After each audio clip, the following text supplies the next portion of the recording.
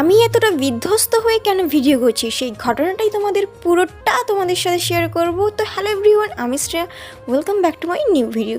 তো আমার আজকে একটা পার্সেল আসার কথা ছিল, তো তার কারণে আমাকে তাড়াহুড়ো করে বাড়ি থেকে বেরিয়ে আসতে হয়, কারণ আমি ঘুমিয়েছিলাম, তার কারণে পার্সেলটা এসেছে বলে। তো এই প্রথম আমি এই জিনিসটা অর্ডার করছি এবং এটার অনেক দিন থেকে আমার উইশ লিস্টে জমা ছিল, কিনবো বলে কেনা হয়ে ওঠেনি, তবে অনেক দিন পর কিনে ফেলেছি এবং চলো বাড়িও নিয়ে চলে এসেছি, সঙ্গে হাতেও পেয়ে গেছি। তো চলো এটাকে এবার কাটিং করার পালা। এর ভেতরে কেমন আছে, যেহেতু আমি জানি এর ভেতরে কেমন আছে, কিন্তু তোমরা সেটা জানো না, তাই তোমাদের সাথে এটা আমি পুরোটাই আনবক্সিং করব। তো চলো, তোমরাও যেটা জানো না যে কী আছে, তবে আমারও একটা এক্সাইটমেন্ট আছে যে জিনিসটা কেমন এসছে। তো চলো এটাকে প্রথম কেটে নেওয়া যাক।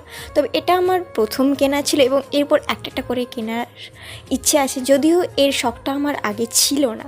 তো হঠাৎ করে এই শখটা কেন এসে সেটাও তোমাদের পরবর্তীতে জানাবো। তো চলো, আমি এখন পেপারটা কেটে নিয়েছি, আনবক্সিং করে দেখাই এর ভেতর কী আছে।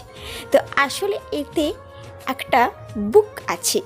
তো এই বুকটা আমি অর্ডার করেছি, যারা কিনেছো তারা আমাকে কমেন্ট করে জানিও। আর আমার এটা ছিল প্রথম বই কেনা, আর আমার বই পড়ার শখ শুরু হয়েছে যখন পদ্মজা নামের উপন্যাসটা বেরিয়েছিল, তখন থেকে খুবই কৌতূহল নিয়েছিলাম, অনেক রিলস দেখেছিলাম, তো সেটা পড়েছি। তারপর থেকে বই পড়ে অনেক শখ জেগেছিল। তখন থেকে আমি ভেবেছিলাম যে একটা করে টাকা জমিয়ে আমি আমার এই বই কেনার স্বপ্নগুলোকে পূরণ করব। তার জন্য আমি প্রথম এই বইটা কিনি। তবে এখনও আমার বই কেনা এবং পড়া অনেক বাকি আছে, এবং বইয়ের সঙ্গে যে বুকমার্কগুলো দেওয়া থাকে সেগুলো বেশি অ্যাট্রাকটিভ করে। এর আরও ভিডিও আসছে, দেখতে থাকো। টাটা।